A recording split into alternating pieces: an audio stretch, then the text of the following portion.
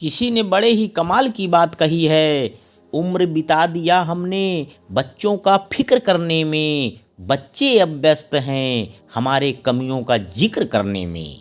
पसीना उम्र भर का उसकी गोद में सूख जाएगा, हम सफ़र क्या चीज़ है ये बुढ़ापे में समझ आएगा। जी हाँ दोस्तों, मैं लेकर आया हूँ एक बूढ़ा शिकारी कुत्ता और उसके मालिक की कहानी। यह कहानी हमें दर्शाएगी कि एक बूढ़े कुत्ते को केंद्र में रखकर बुढ़ापे का दर्द कैसे बयां किया जाता है। तो आइए शुरू करते हैं। एक शिकारी के पास कई शिकारी कुत्ते थे। उसने सबको अच्छी ट्रेनिंग दी थी। सब गजब के फुर्तीले और शिकार पकड़ने में माहिर थे। शिकारी के पास एक बूढ़ा शिकारी कुत्ता भी था। किसी जमाने में वह बड़ा तेज तर्रार और फुर्तीला था। शिकारी के लिए उसने कई शिकार पकड़े थे, लेकिन उम्र की मार से अब वह कमजोर हो चला था। उसमें अब पहले जैसी फुर्ती नहीं रह गई थी, लेकिन शिकारी अब भी उसे शिकार पर ले जाता और बूढ़ा कुत्ता अब भी पूरा दमखम लगाकर शिकार पकड़ता। एक दिन शिकारी अपने सारे कुत्ते को लेकर जंगल में शिकार करने गया। वहां एक हिरण के पीछे सारे कुत्ते लग गए। हिरण जान बचाने के लिए तेजी से भागने लगा।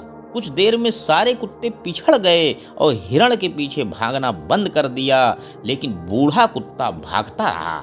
उसने हिरण के पास पहुंचकर अपनी दांत उसकी पीठ पर गड़ा दिए, मगर बूढ़े होने के कारण उसके कमजोर दांत टूट गए और हिरण उसकी चंगुल से निकलकर भाग गया।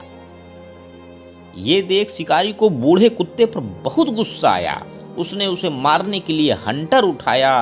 बूढ़ा कुत्ता कातर दृष्टि से उसे देखने लगा, मानो कह रहा हो, मुझ बूढ़े को मत मारो, मैं अपने काम में अब भी समर्पित हूँ। मेरी इच्छा शक्ति अब भी मजबूत है, बस मेरा कमजोर बूढ़ा शरीर साथ नहीं दे पाया और शिकार मेरी पकड़ से निकल गया। मेरे जवानी के दिनों को याद करो, उस वक्त क्या था, मैं और अपने बुढ़ापे को याद करो। शिकार का हाथ रुक गया। उसका हंटर एक ओर गिर गया। उसने बूढ़े कुत्ते की पीठ थपथपाई और सिर पर हाथ फेर कर कहा, कोई बात नहीं मेरे प्यारे। दोस्तों, इस छोटी सी कहानी से हमें सीख क्या मिलती है?